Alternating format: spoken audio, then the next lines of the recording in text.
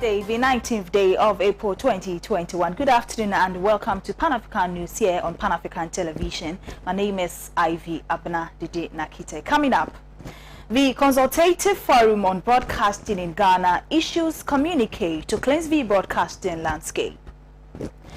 National Democratic Congress NDC ends meeting to restructure the party for victory in 2024. Also coming up, several doses of COVID-19 vaccines goes expired in the northern region due to low patronage.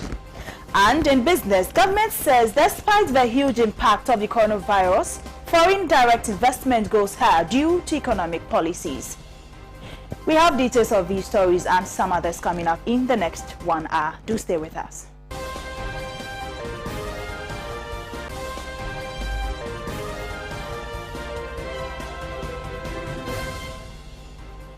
This is Pan-African News with me, Ivy Abena Dede Narki. We are live across 46 African countries and some part of Europe. We are also live on Facebook at Pan-African Television. The news in detail. A communique issued after the consultative meeting with stakeholders on broadcasting in Ghana has issued a communique hinged on ensuring a healthy broadcasting landscape in the country. The communique, which takes effect after 14 days of a meeting, is expected to tackle two key issues, including a regulatory collaboration to address unethical broadcasting content. Kojo Oponenkroma is the Information Minister.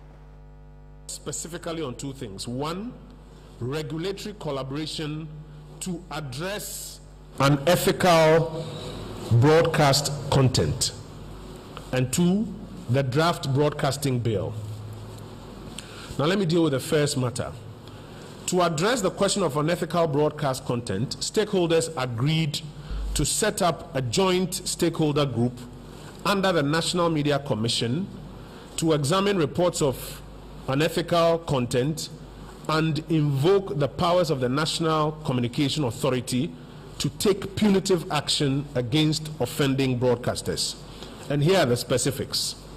One, stakeholders have agreed that within 14 days of this meeting, they will sign up to a memorandum of cooperation among themselves to formalize the roadmap for action. Two, key to the arrangements in this memorandum of cooperation is the setting up of a joint stakeholder group which will operate as a committee of the National Media Commission in accordance with Section 10 of the NMC Act 1993, Act 449. 3. The members or the membership of this committee are to include representatives of the National Media Commission, the National Communication Authority, the National Security Secretariat, the Bank of Ghana, the Ghana Independent Broadcasters Association, the Ghana Journalists Association, and the Office of the Attorney General. The work of the committee is to, among other things, do the following. One, monitor the broadcasting landscape to identify and examine complaints of unethical broadcast content. These include content that are offensive to national security interest, public order, public morality, and also against the reputations, rights, and freedoms of other persons. You find them listed, I think, under Article 164 of our Constitution. Two, they will provide an early warning system for flagging such unethical broadcast content. And three, they will make recommendations, or this committee will make recommendations to the relevant regulators. And these recommendations include: one, recommendations for the issuance and publications of warnings where that is appropriate, recommendations for the suspension of frequency authorization by the National Communication Authority. So for media houses that are publishing this kind of content, once this committee starts work, if they find that your content is in breach and your attention is drawn and the necessary remedies are not occasioned as requested, they will make recommendations for the suspension of frequency authorization by the National Communications Authority. They will also make recommendations for the withdrawal of frequency authorization where need be.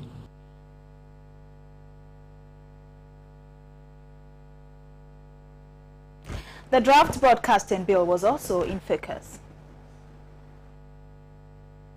The draft broadcasting bill, the meeting also examined key issues that are being considered in the development of a broadcasting law for Ghana.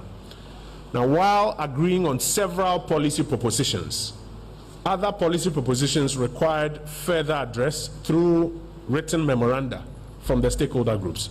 So the stakeholders agreed to submit formal written memos on the bill for the immediate attention of the ministry in formulating a final draft. Stakeholders also further agreed to engage the judiciary on the balance between media gatekeeping and protecting the freedoms of media and expression. The ministry also undertook to secure the needed approvals and lay the bill before Parliament immediately upon the conclusion of these consultations.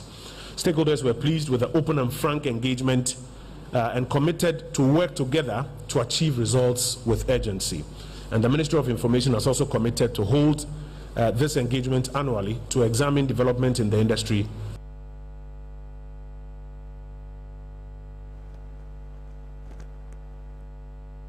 All right, joining on phone is Benjamin Osei-Boat, and he is a communication professional. He's going to give us more clarity on that. Benjamin, good afternoon. Welcome to Pan African News. Yes, good afternoon, and thanks for having me. All right, Ben, we understand that the Consultative Forum on Broadcasting in Ghana issued a communique to cleanse the broadcasting landscape. As a communicator, professional one, of course. Benjamin, can you clarify this for us? Okay, thank you once again. Last Friday was, to me, was a landmark meeting with stakeholders to deliberate on the way forward with regards to the broadcast bill, which actually has been in the offing for a long time, since 2014 that I started tracking it. So last Friday was a good one because it gave us the opportunity, government the opportunity to do a wider consultation with all stakeholders, which actually I think that the outcome was very good. And I think that we should pat government in the back for this. It was a joint stakeholder group which actually deliberated on the way forward. So I think it's a good one. All right, Benjamin, if you can hear me, we do know what happened at Kaswa, where two teenagers killed a teenager for money rituals. Ben, yes. Why has it taken the government so long to come out with a bill? Yes, recently we all had the Kaswa issue where two teenagers actually killed one for ritual purposes. And then when it was tracked, it came out that it was born out of a lot of things that they watch on TV, which brings into sharp focus the issue about content when it comes to television and even radio stations. That was just about, I think, just about 3 weeks ago. So for now, I would give the government the benefit of the doubt. As I indicated earlier, if you track the history with regards to this particular bill from 2014 till now, I think previous government and successive governments have not really paid much attention to it. But it's important because, as we all know, the media is the fourth estate in the realm. So it's very, very important. It should be regulated. The media has come under a barrage of criticisms with regards to content, both on radio and on television. So I wouldn't say that it's taking too long from the time that the incident at Kaswa occurred. I think that better late than never. We must, and then we must make sure that this is passed into law so that it can regulate our media space. Okay, and do you think this bill is going to work out? Well, I would want to hope so. The information minister gave the assurance that once Parliament reconvenes somewhere in May, it's going to be tabled for discussions and passage.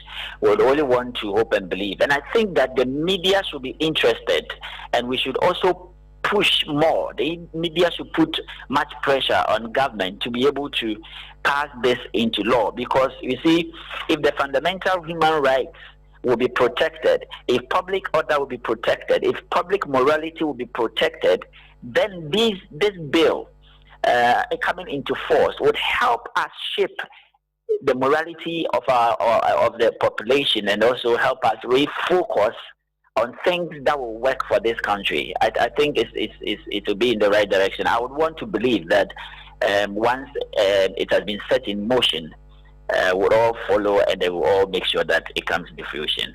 All right, Benjamin, before I let you go, what are your final words? Moving forward, what do you think should be, the way forward, moving forward? What do you think we should do?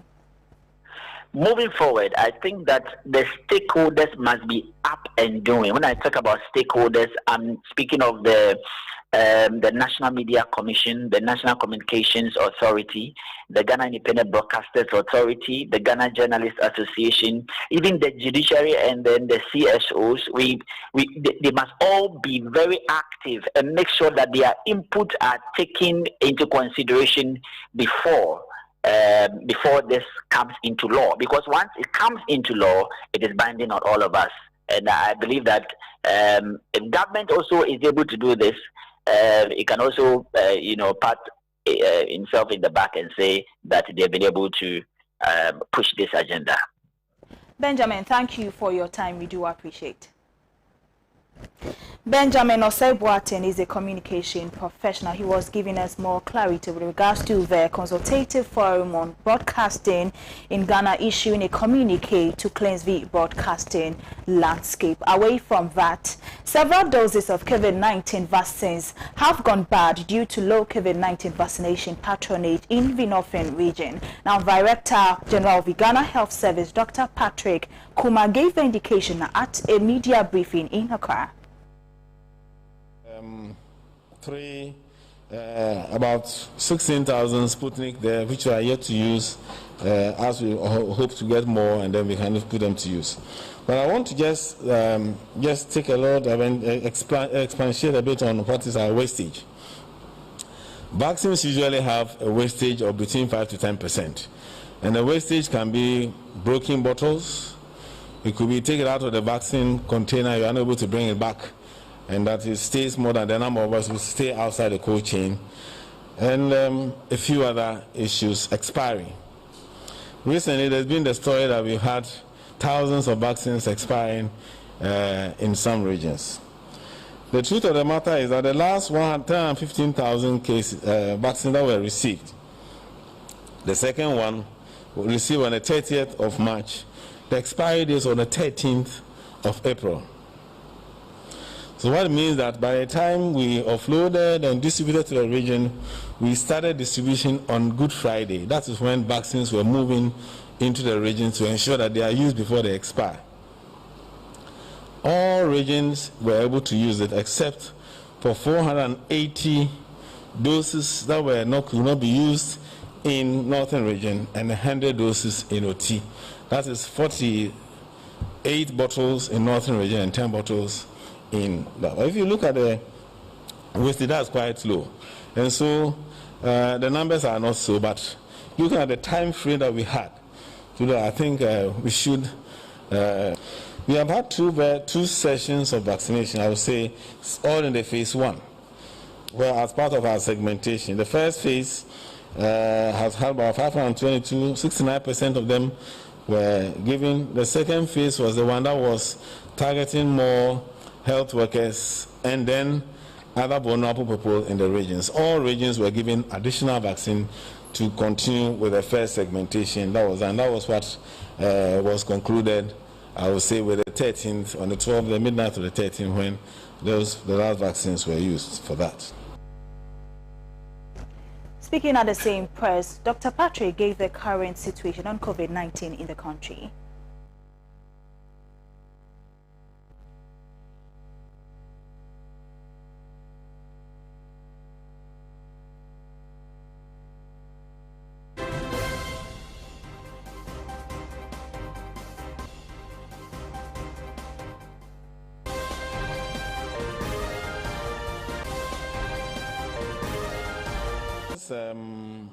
January last year, our numbers that is being required at the airport has significantly reduced, averaging around 90s for every month. Around the Easter, we had a few issues.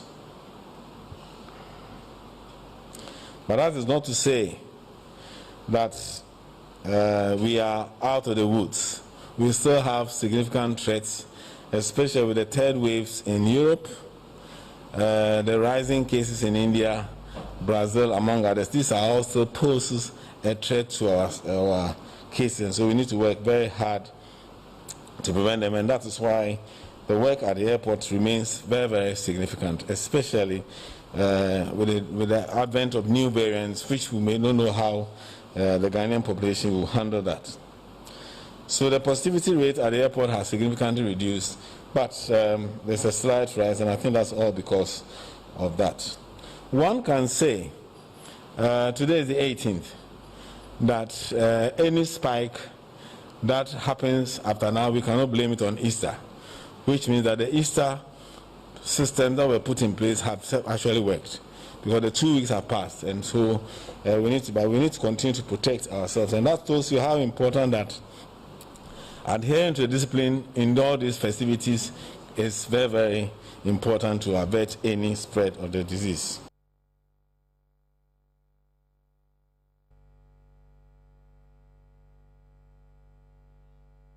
Dr. Patrick Kumar-Boaje is the Director General of the Ghana Health Service. Now, the La Traditional Council and the Ghana Armed Forces have for some time now been in a tussle over some acres of land at the Chado in the Greater Accra region. Now, the people finger the military in alleged encroachment of their land and had resorted to demonstrations to retrieve the property. La Traditional Council had been raising concerns over what they described as wanton annexation and continuous encroachment of their lands by the military, contrary to arrangements in place to release the lands to the Lastool. According to them, at a meeting with the Lands Minister and Lands Commission in November last year, it was agreed that parts of the lands the military had taken arbitrarily will be returned to the Lastool, and the parts required by the military should be released via due process. The Lastool and the Traditional Council had resolved to embark on a series of demonstrations and use other lawful means to recover their lands, should President Nana Addo Dankwa Akufo-Addo, Commander-in-Chief of the Ghana Armed Forces, fail to call the military to order. However, issues regarding the lands took another turn when one of such demonstrations ended in a brawl with some armed military men on the morning of Thursday, April 15th. During their protest, armed military men chased them off, and in the process, manhandled some of the demonstrators and journalists who had gone to cover the incident. The demonstrators include coalition of La associations and the La Traditional Council.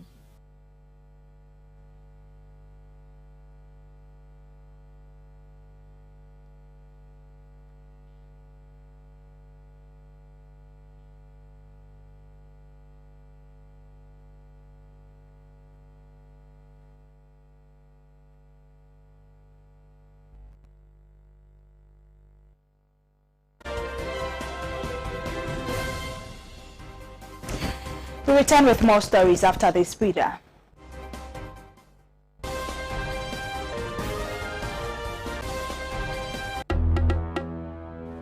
Hello. Okay, why? My wife comes and send a message.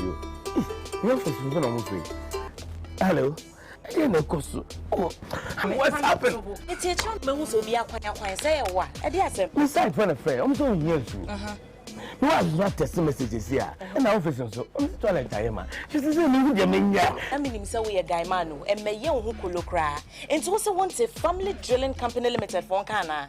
What's it then? Family Drilling Company Limited. Ye two borehole, biofuel, biogas, swimming pool, plumbing works in Naso, ye be, Frey 0240-333-111, and NASA 0244-144-822. Miampa and you want swimming pool, me see. Me want to, we'll be here. Family Drilling now. Family Drilling. What fast is your last set? Me out with that.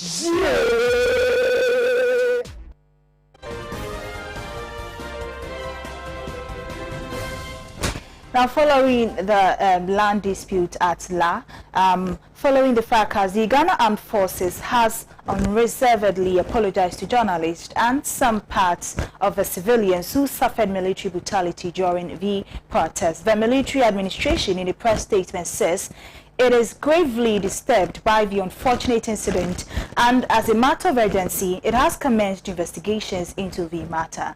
The release reads: the attention of the Ghana Armed Forces has been drawn to news reports making the rounds that troops have assaulted some civilians, including journalists. The facts of the matter are that in the morning of Thursday, 15 April 2021, the AF received intelligence that some civilians were demonstrating and moving towards Bema camp. The team was dispatched to confirm the report, but they could not determine the intentions of the demonstrators. On seeing the soldiers, the demonstrators who had no police permit to demonstrate became violent. The team called for reinforcement, which came to stop the violent youth from causing any damage to military installations. It is worthy to note that the general area where the demonstration was taking place houses vital military installations of national security nature.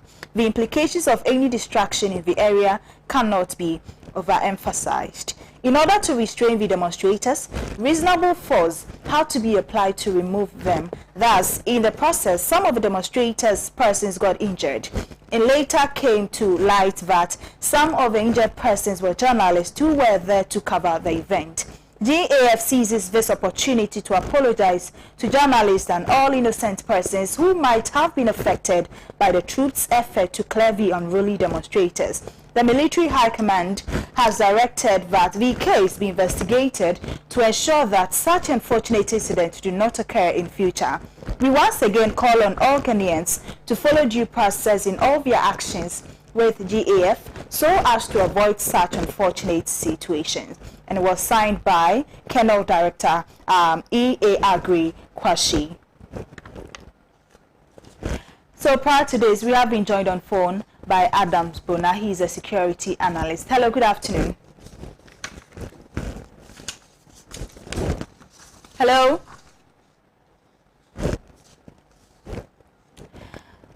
Hello, Adam. Good afternoon.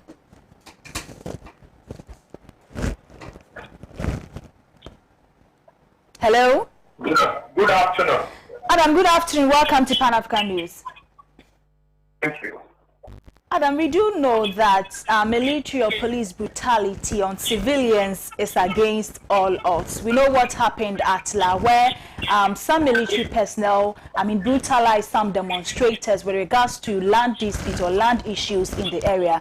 Adam, before we start with the situation, what do you have to say about this? Well, good afternoon to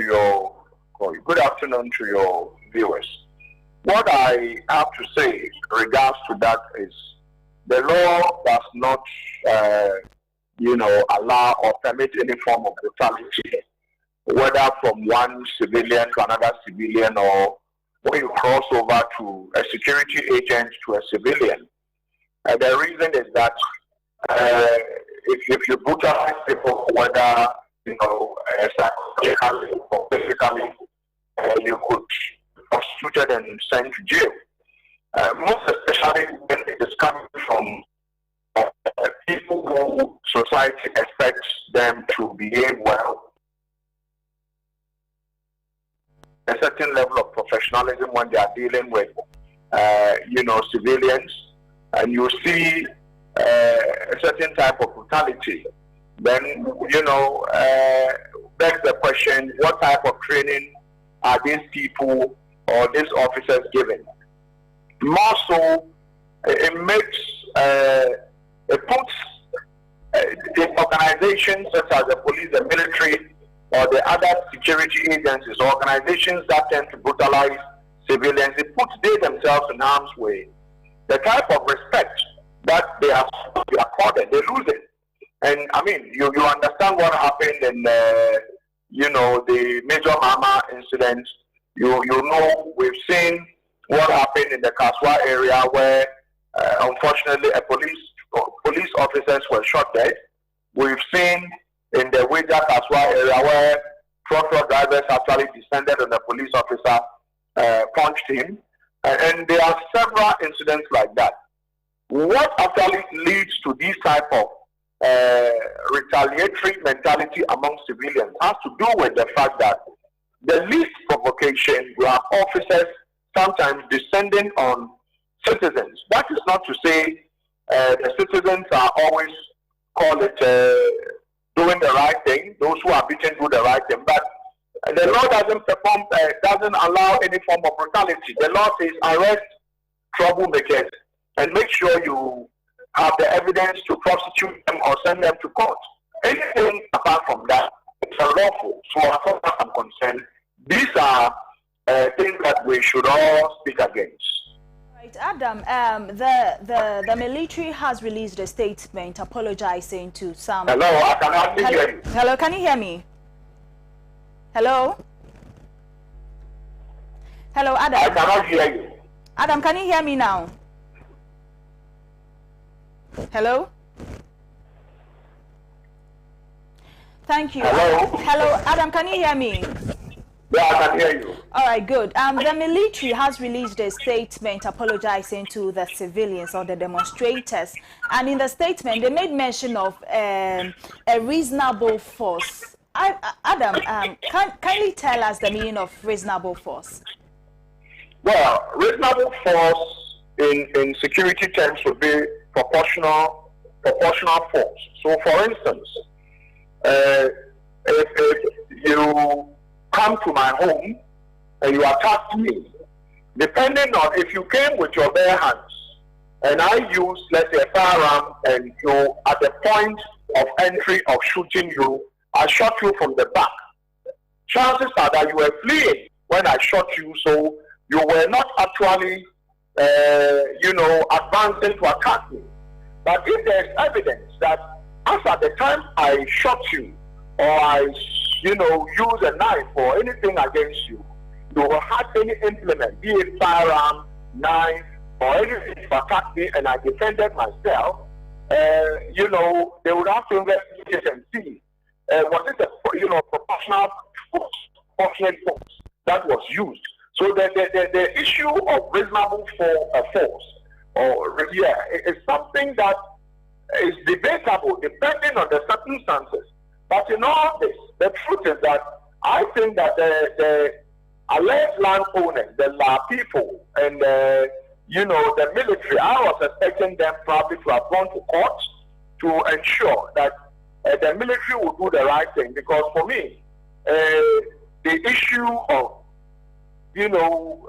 taking over lands, the issue of fighting over lands is something that it's on the increase. It's become despicable.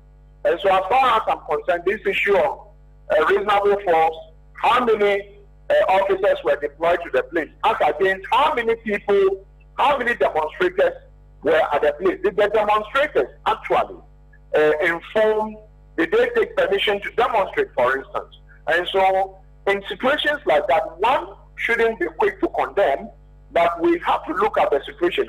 Any form of brutality, I condemn it, entirely. But mine is that this issue of reasonable force, as I said earlier on, depending on where you stand, you need to, look at the situation, analyze it, and say the amount of force that was used was reasonable. Because you can't say I'm attacking you with my bare hands, and then you are carrying a firearm, and you shoot me from a distance, and still say it is a reasonable force. That will not constitute a reasonable force, depending on, how you look at it or which judge is looking at it. So for me, I think that the issue is delicate, and I would call the feuding parties, the military, and then the traditional people or the indigenous people. Thank you, Adam. Probably come to the negotiation table and negotiate instead of trying to fight one another. Because at the end of the day, there will be losers from both sides. So I think we've got to be circumspect in talking and letting them know that at the end of the day. Okay, Adam Bona. Adam, we'll get back to you on this. Thank you so much for your time. So Adam Bona is a security analyst. For some time now, the Traditional Council and the Ghana Armed Forces have been fighting over some acres of land in Chado. Last week, they brutalized some persons demonstrating with regards to that. Adam was clarifying on that for us. You've been watching Pan African News on Pan African Television. We'll return with more stories after this break.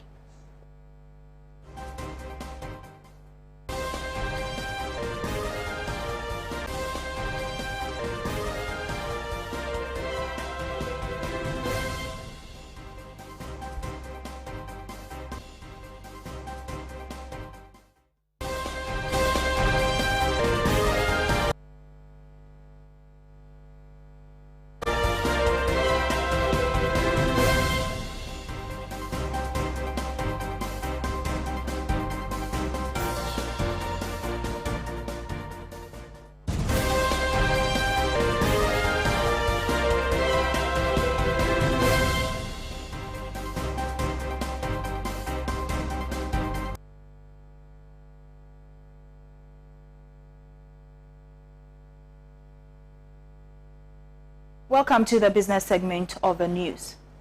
Government says despite the huge shocks in the economy due to the coronavirus pandemic, foreign direct investment shot up due to the prudent economic management policies. The Information Minister Kojo Oponen Nkrumah is the Information Minister, and he has more on this.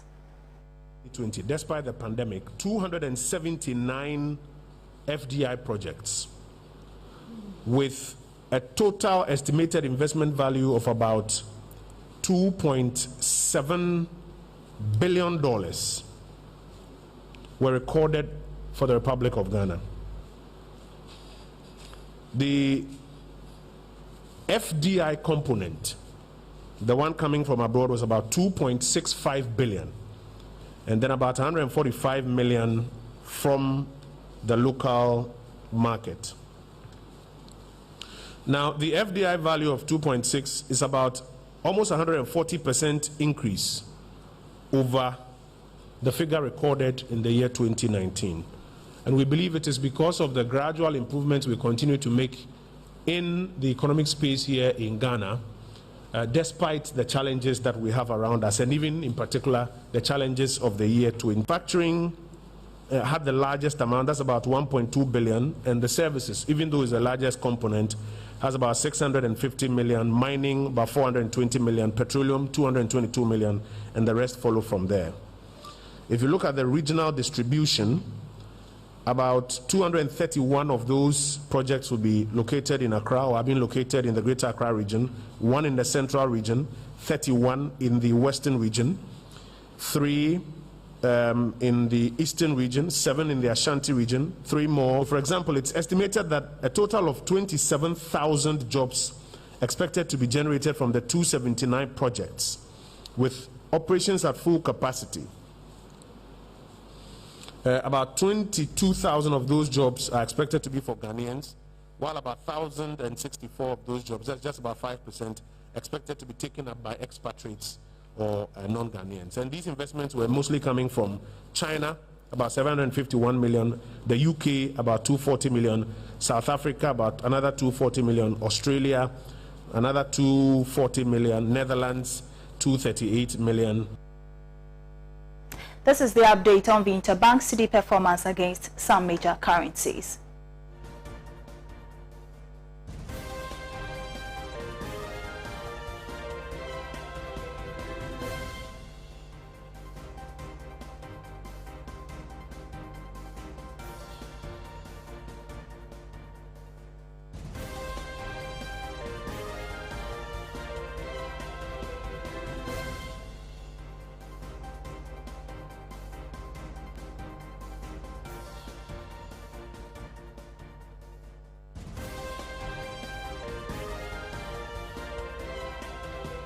International news is next.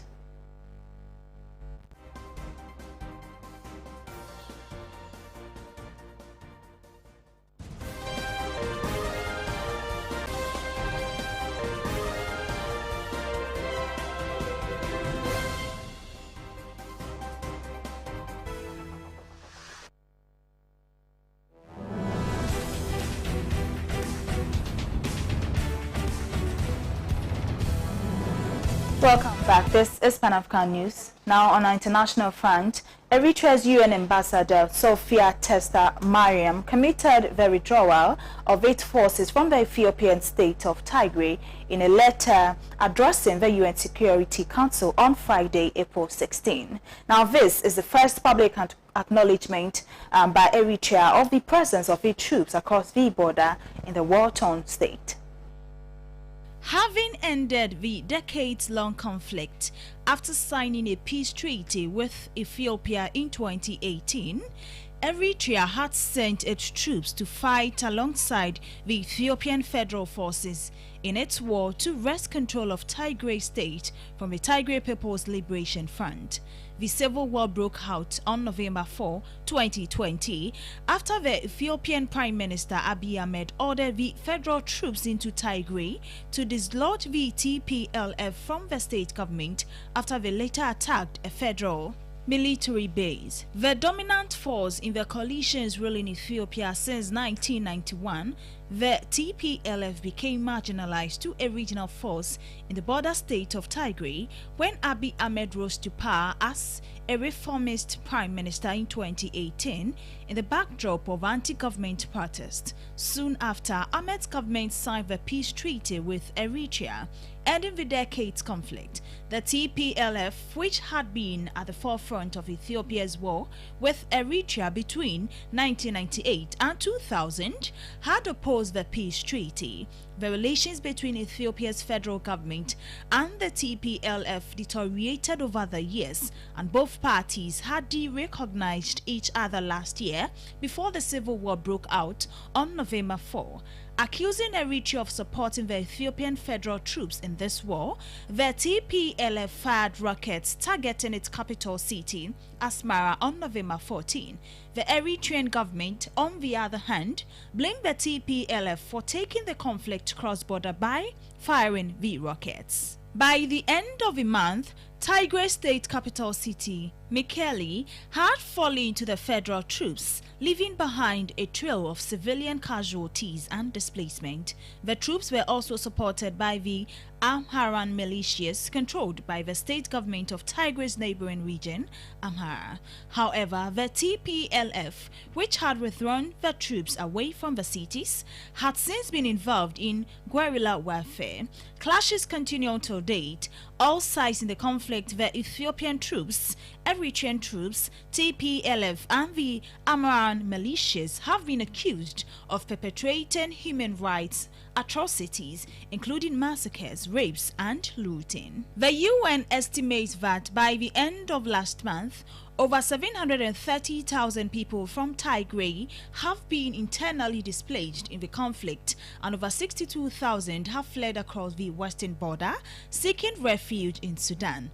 4.5 million of 6 million people in the region are estimated to be in need of humanitarian aid by the UN. The Ethiopian government's estimate of a population in need of assistance in Tigray is much higher, at 91%.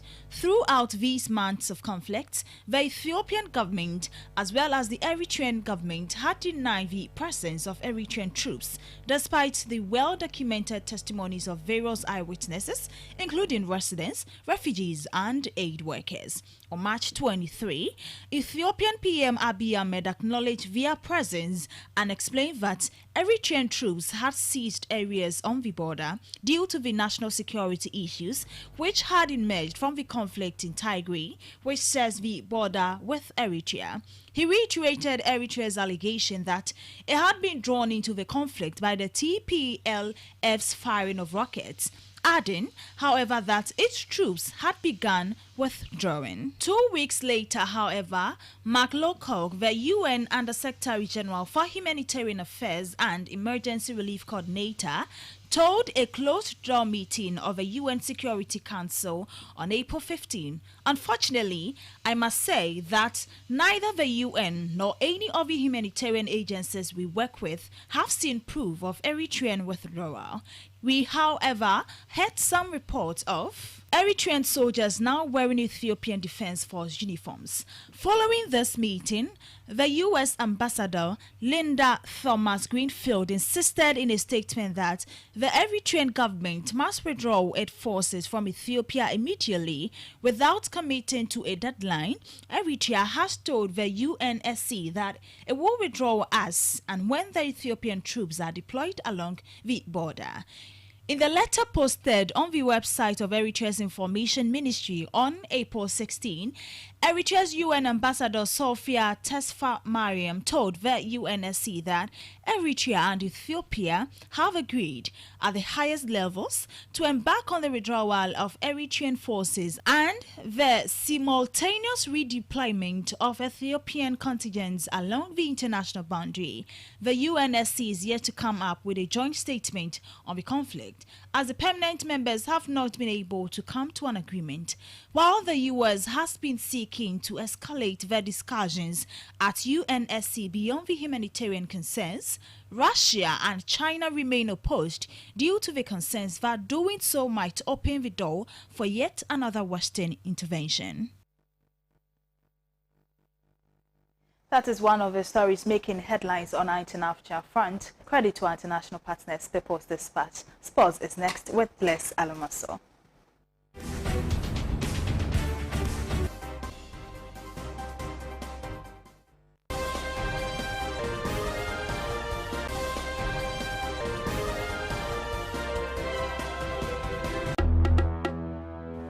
Hello? Okay, why? My wife comes and send a message you. Hello? I didn't know what's happened? It's a child who will be a quiet say what? I dare say, Besides, friend, I'm so near you. My wife not testing messages here, and our office so I'm toilet time. She says, I mean, so we a diamond and may young who could look cry. And also wants a family drilling company limited for Kana. What's it then? Family Drilling Company Limited. Ye two borehole, biofuel, biogas, swimming pool, plumbing works in Naso, ye be, Frey 0240-333-111, and NASA 0244-144-822. Miampa and you want swimming pool, me see. Me want to, we'll be here. Family Drilling, I want Family Drilling. Me out with that.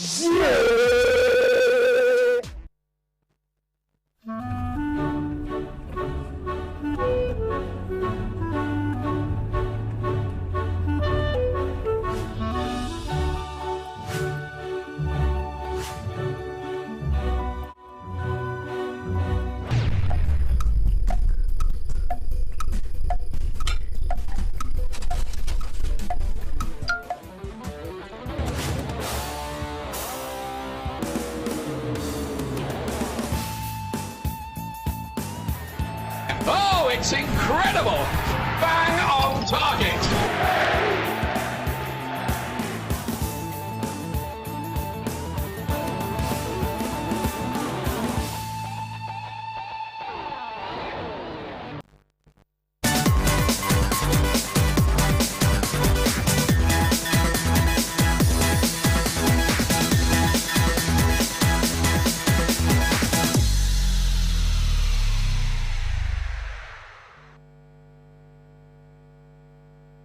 Now, match day 20 game of the Ghana Premier League successfully ended at the various stadia with some intriguing and exciting results, while Hearts of Oak returned to winning ways at home.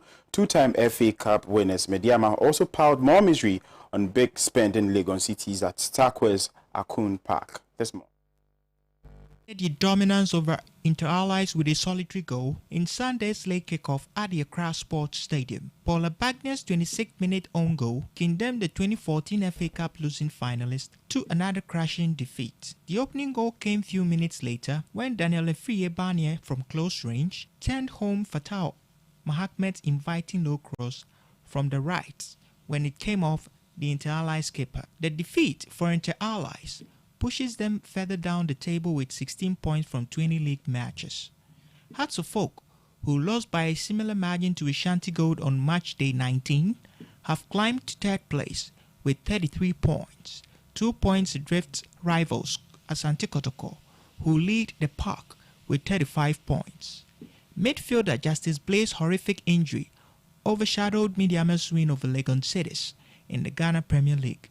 The Mauve and Yellows are desperate to know the extent of damage after he was rushed to the hospital over a suspected broken ankle. Legon City's defender Joseph Ejay came under pressure from his own teammates after a savage tackle on the hugely talented midfielder. Prince Opoku Ajiman opened the scoring for the home side after he lobbied the ball past Winfred Honu. Isaac Mahamed got the match-needed equalizer after beating goalie Frank Boateng. Nigerian Victorian Adebayo squeezed past Bright Angel to send a teasing cross, but Mahamed connected from the rebound to silence the home fans. The celebration was short-lived after substitute Kwesi Donsu, who replaced injured Justice Blaze, scored a season goal contender with a ferocious volley inside the 18-yard box with 6 minutes left on the clock. Hans Kofi will feel downhearted after he miscued a shot with only goalie Frank Boateng at his mercy.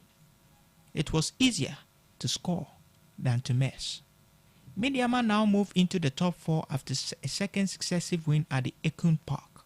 The Royals will now continue their push in the relegation dogfight.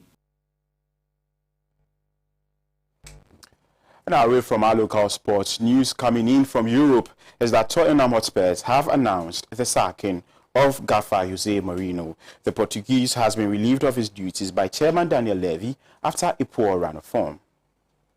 Jose Mourinho replaced Mauricio Pochettino as Tottenham manager in November 2019 and signed a deal which was due to expire in 2023. He steered the two-time Europa League winners to 6th place finish in the Premier League during his first season in charge. The club's stuttering form, coupled with exits from the FA Cup and Europa League this season and a dismal campaign, summed up his failure to reverse their dwindling fortunes. Ryan Mason and Chris Powell are expected to hold the fort till a substantive manager is eventually appointed. Spurs, who lie 7th, will face Manchester City in the Carabao Cup final on Sunday.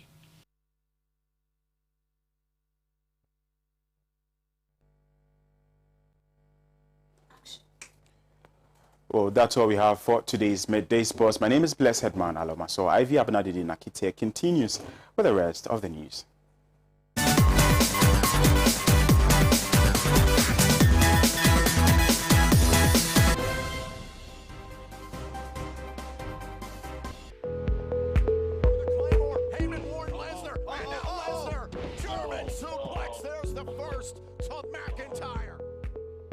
And until I decided Truman capsules and so at their brain. I didn't want to say good deal to me, dear Michi.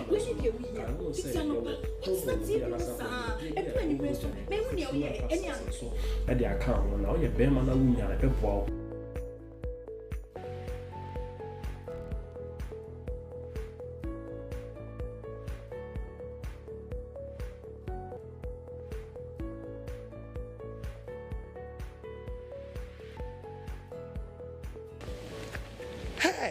Truman capsules. One mama ya bema bion. Truman ye marima drew and mofra woni imfiedu watchi into me numbi. Sa jadi enkra to we FDA for shemu aja tum say she.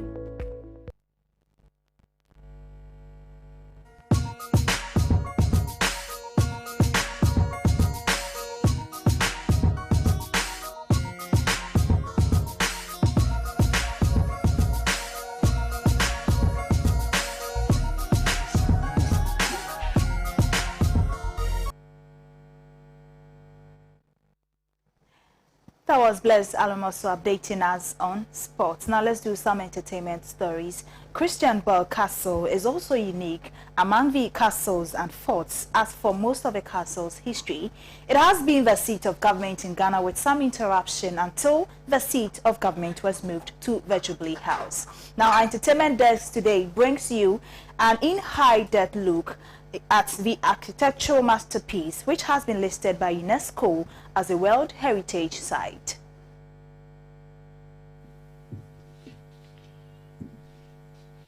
The fort is located on the shores of the vibrant township of Osu, a suburb of Accra. It was built by the Danes and has changed hands between Denmark, Norway, Portugal, the Akomu, Britain, and finally post-independence Ghana, and was rebuilt numerous times. The area was first occupied in 1550 by the Portuguese, though in the 17th century their influence diminished. It came under the control of Sweden in the 1650s, led by the Dutch trader Hendrik Kalof. In 1652, he was given permission to build a small fortified lodge by the King of Accra, with whom he had previously done business with. In 1660, control passed to the Netherlands, but it was soon lost to Denmark-Norway. In 1657, Kalof had again traveled to Africa, this time representing Denmark-Norway. He aimed to conquer the fort he had previously established, which he found easy at Osu. In its early life, the castle was primarily used in the gold and ivory trade, but under Dano-Norwegian control, it increasingly dealt with slaves. Osu Castle was located close to two other forts. Fort Krevaku was controlled by the Dutch and Fort James by the British. The settlement at Osu was too small to store sufficient goods to compete with the others. Consequently, Denmark-Norway purchased adjoining land and expanded the building, naming it Fort Christianborg after the reigning Danish king Christian of Denmark-Norway. In 1679 or 1680, the fourth Greek assistant commander incited a mutiny to murder the commander. Shortly after that, a Portuguese ship commanded by Julio de Campos Barreto visited the fort and agreed to purchase it. The fort was named Fort São Francisco Xavier after the Catholic missionary Francis Xavier.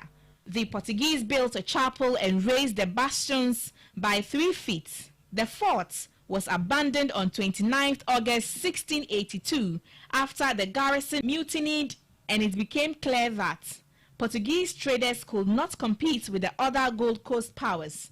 Danish forces returned in February 1683 after purchasing the fort back from the Portuguese. In 1685, Fort Christianborg became the capital of the Gold Coast of Denmark-Norway, taking over from Fort Frederiksborg. The Akwamu ethnic group occupied the fort in 1693 after overpowering the occupants, who were reduced by death and disease, while disguised as merchants. Asemeni, the Akwamu leader, occupied the fort for a year, trading with merchants from many nations.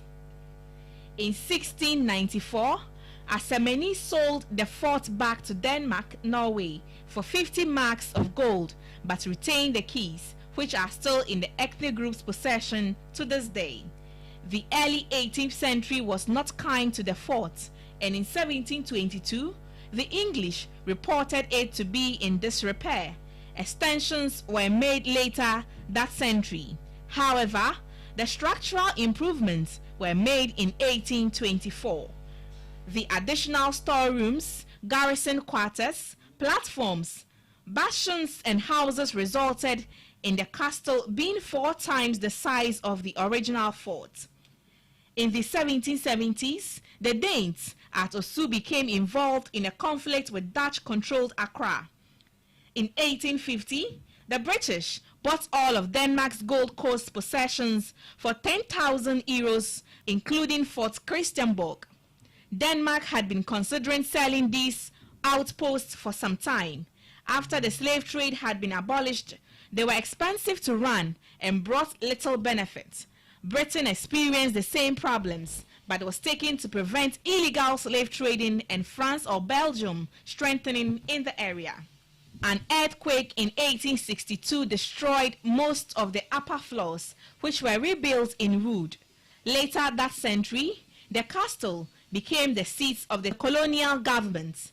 It was abandoned by the British colonial powers from 1890 to 1901. Within this period, it was used as a constabulary mess and later a psychiatric asylum. It became the seat of government again in 1902. In 1950, the wooden upper floors were rebuilt according to the original Danish plans. In 1957, when Ghana became independent, with Queen Elizabeth II as head of state, the fort became Government House, the residence of the Governor General. When Ghana became a republic in 1960, it became the residence of Ghana's first president, Dr. Kwame Nkrumah.